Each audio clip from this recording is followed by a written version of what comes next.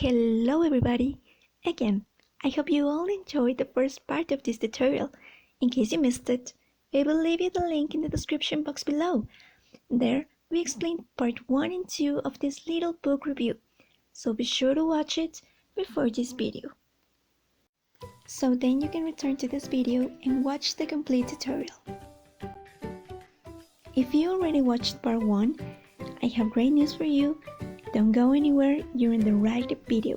This is the second and last part of this tutorial. So, following the explanation of the book Reading Power 2, I will be narrating part 3 and 4 with my partner, Jessica Castro again. My name is Hango, so let's start with the video. In part 3, which is called Comprehension Skills, you will find the introduction and 7 units. Each of these units will have a special section titled Focus on Vocabulary. In the introduction, you will find information about how your brain acts when you are reading. Also, you will know about skills that good readers use, like word and sentences skills or higher level skills. Unit number 1 is called Reviewing. Here, definition, examples, tips, and exercises can be found, along with the questions: what is reviewing, why review, and how do you review? These units in part 3 will give you practice in these skills. In exercise 2, you will practice how to use titles to make questions. Even some of the sections have a limit of time. For reviewing a passage, you will find 3 exercises to practice which parts you should read that can provide extra information. In Unit 2, titled Scanning, you will learn more about the topic with 3 questions. What is scanning? When do you scan? And how do you scan? In the section Scanning for Common Words and Phrases, there are 5 exercises that will improve your reading in 2 ways.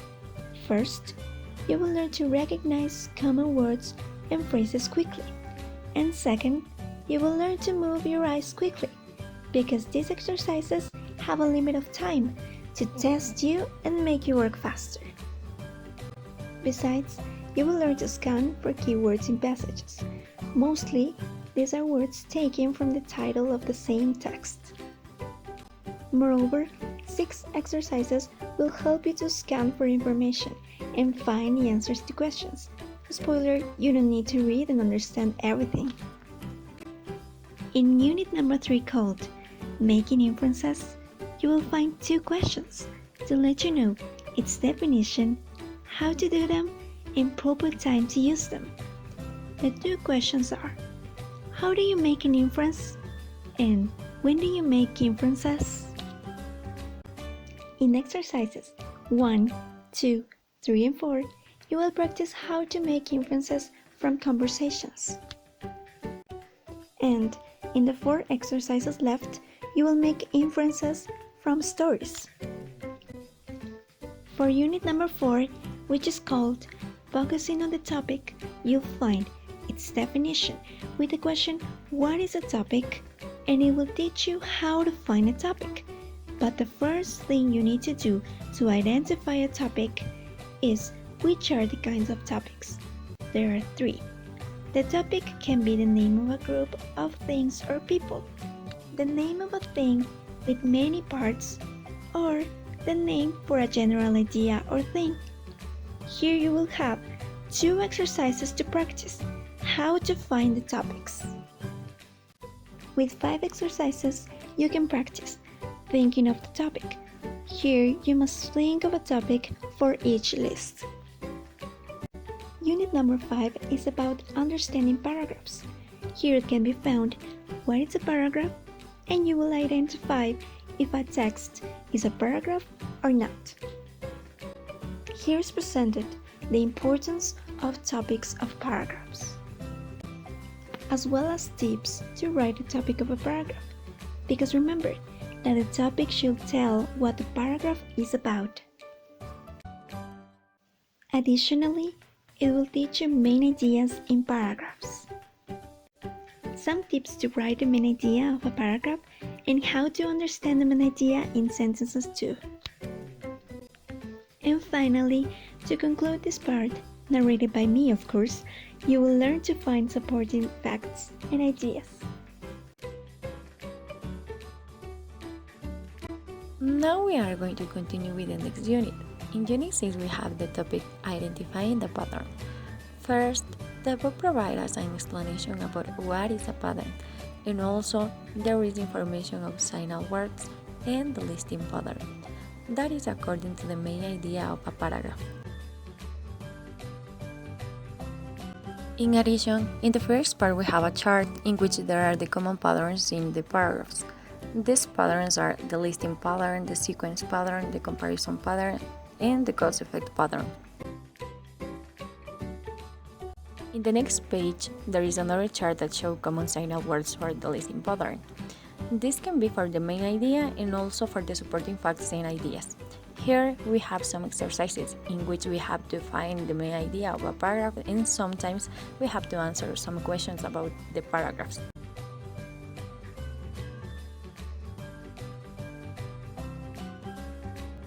After each topic, there is a chart with common signal words, according to the patterns in paragraphs of the first chart. Moreover, the explanation of the different subtopics is at the beginning of each part, and there are some examples too.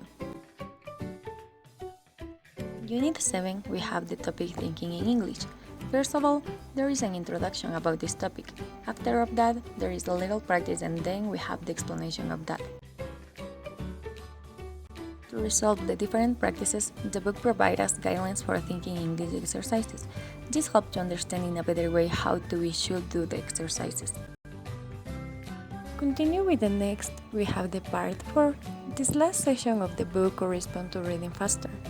This unit is too helpful to us to can adapt new habits that is reading.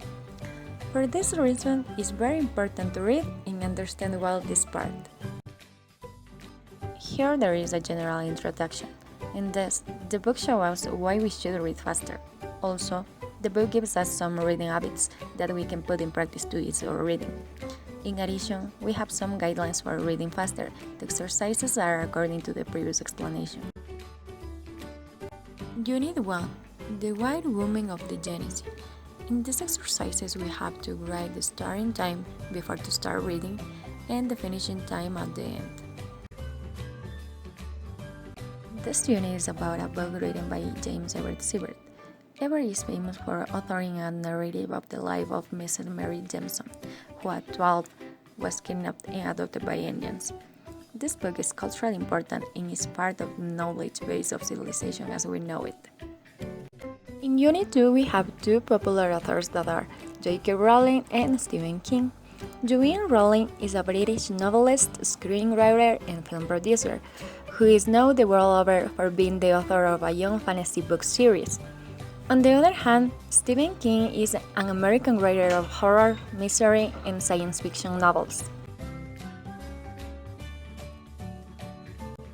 First, there are 5 passages of J.K. Rowling that are early years, school years, from high to school to university and work, Harry Potter, and success. And then there are other 5 passages of Stephen King that are first experiences from David's Rack to Poe Pictures, writing in high school, becoming a successful writer, and on life after success. Unit 3. Popular Health and Psychology. In the first part, there are 5 passages according to popular health. These are an apple a day, time to dance, taking control of the dancing room, a good night's sleep, and the art and science of meditation. And in the second part, there are other 5 passages according to psychology.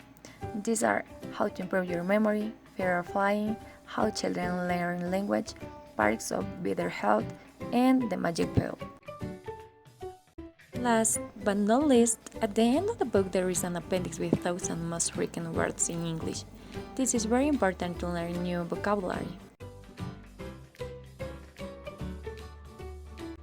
Thanks for your attention. We hope that this tutorial has been very helpful to you.